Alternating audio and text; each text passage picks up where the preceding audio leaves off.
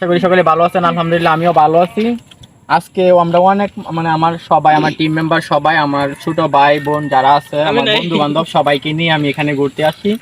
এখানে জায়গাটা ফাঁকা জায়গা, এদিকটা নদী, এদিকটা অনেকগুলো জাল আছে, পাশে নদী, ভিউটা অসাধারণ একটা ভিউ, খুবই ভালো লাগতেছে।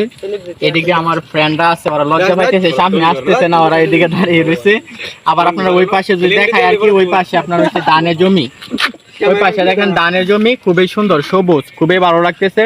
এখানে দেখেন আমরা অনেকেই আসছি, এখানে আমার ছোট ভাই আছে, ফ্রেন্ড আছে, বন্ধু আছে, সবাই আসতেছে। কেউ কেউ আবার লজ্জা পাইতেছে, ক্যামেরার সামনে আসতে চাইতেছে না।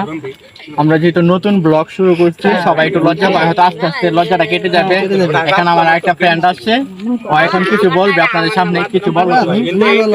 ও লজ্জা পাইতেছে, কিছু বলতে পারতেছে না, যদিও নতুন তো এখন বলতে পারতেছে না।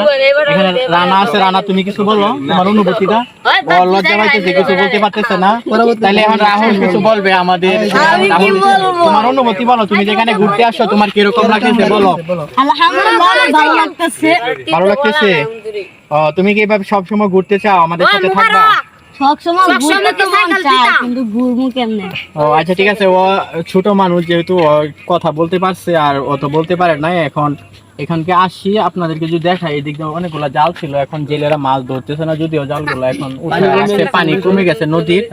এদিকে আগে পানি ছিল, বিশাল বন্যা হয়েছিল, এখন পানিটা অনেকটা কমে গেছে, পানি নিচে চলে গেছে।